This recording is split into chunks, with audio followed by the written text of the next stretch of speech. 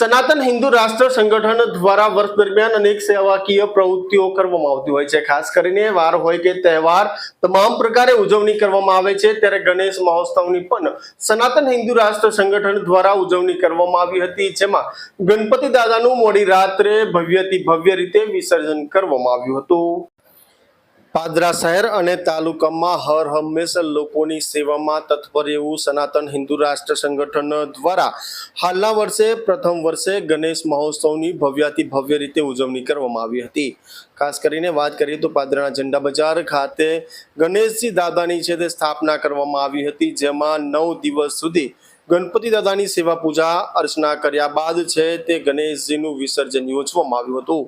ત્યારે મોડી રાત્રે ભવ્ય ગરબાની રમઝટ જામી હતી। મહાઆરતી સહિતના ધાર્મિક કાર્યક્રમો યોજવામાં આવ્યા હતા। મોટી સંખ્યામાં ભક્તો સહિત તમામ લોકોની પણ ઉપસ્થિતિ જોવા મળી હતી। ત્યારે સનાતન હિન્દુ રાષ્ટ્ર સંગઠનના તમામ કાર્યકર્તાઓ સહિત હોદ્દેદારો સાથે તમામ લોકો મોડી રાત્રે ડીજેના તાલે ગરબે ઝૂમી પડ્યા હતા। ત્યારે મોડી રાત્રે વડોદરા ખાતે ગણપતિ દાદાનું વિસર્જન કરવામાં આવ્યું હતું, જેમાં મોટી સંખ્યામાં ભક્તો આ વિસર્જન યાત્રામાં જોડાયા હતા। ખાસ કરીને જે રીતે વાત કરીએ તો ઇકો ફ્રેન્ડલી આ જે પ્રતિમા છે તેનું વિસર્જન કરવામાં આવ્યું હતું।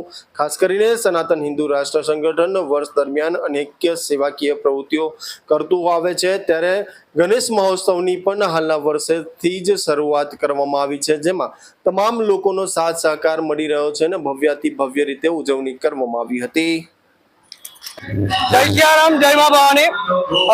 ગણેશ ઉત્સવની ઉજવણી ખૂબ સારી રીતે થઈ રહી છે। જેવી રીતે પાદરા શહેરમાં અને ગ્રામ્ય વિસ્તારમાં તમામ જગ્યાએ ગણેશ મંડળો દ્વારા ગણેશજીની ધામધૂમથી ઉજવણી થઈ રહી છે। સનાતન હિન્દુ રાષ્ટ્ર સંગઠન દ્વારા પ્રથમ વર્ષે ગણેશજી બાપાની સ્થાપના કરવામાં આવી હતી। આજ રોજ સનાતન હિન્દુ રાષ્ટ્ર સંગઠનના ગણપતિ બાપાનું વિસર્જન છે। હજારોની સંખ્યામાં ભાવિક ભક્તો જોડાયા હતા અને ગણેશજી બાપાની વિસર્જનની યાત્રા નીકાળી હતી। જેવી રીતે કે સનાતન હિન્દુ રાષ્ટ્ર સંગઠન પાદરા વર્ષ દરમિયાન સેવાકીય પ્રવૃત્તિ કરે છે, એમ તહેવારોની બી ઉજવણી કરે છે।